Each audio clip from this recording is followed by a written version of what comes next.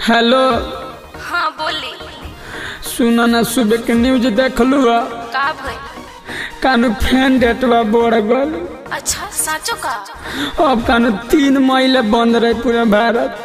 अरे बाप रे, सच में? अरे सुना ना, अपने के बियाह के दिन पहले मार्च में उतरा ना तो अप्रैल में अब बुझाता नवंबरों में ना होई। अरे हमरे माई के तो अपने टेंशन धैले बा कि दहेजो दिया गइल बा, पता ना बियाहवा होइबो करी कि ना। त सुना ना एगो काम कइले भाग चल का। ना जी, अभी कहाँ गाड़ी बस चलता, कुछ दिन और सब्र करी।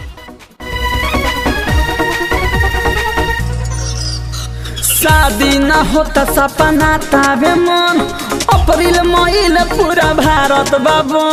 अच्छा जी, खुली नु। शादी ना होता सपना तावे मन, अप्रैल मई पूरा भारत बंद। भागे चला शादी कोही कोले हल जाओ चल के। ई ना होई हम हाथ मलता नी तो सुत मल के। अरे कथे से मलता रू, साबुन से कि सैनिटाइजर से? रुकल बा बियाह है कोरोना के चलते। हम हाथ मलता नी तो सुत मल के। अरे ढेर मत मोले हन त खिया जाई।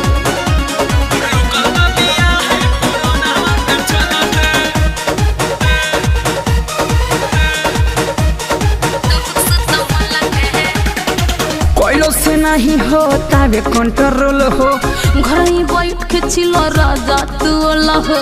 आई लुका के बोला मिले खराती में। ना ये दादा सब खुल जाई पोल हो। काहे माटी कोड़ले बानी? तू ने खुकोड़त का? ए कोइलो से नहीं होता वे कंट्रोल हो, घर ही बैठ के छिलो राजा ओला हो।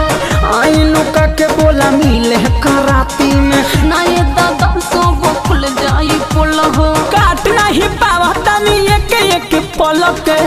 जी खेला हम हाथ मलता नी तू सुत मल के। अब हमरा सब के लेना रहे या तक के चू छोड़ दे। सुत मल के रुकल बा बियाह है कोरोना के चलते।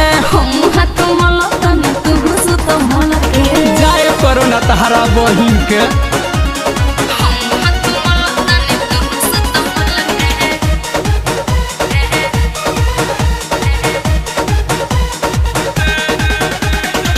बात कैला से खाली पेट नहीं भरता, संगे सुते के मन हमरो त करता। कोनो उपाय के पढ़ायावतानी। अइहो न ससुर से मन बड़ डरता, प्लीज ऐसन कबो न करे। अब मत डहकावा, बात कैला से खाली पेट नहीं भरता, संगे सुते के मन हमरो त करता। कोनो उपाय के पढ़ायावतानी।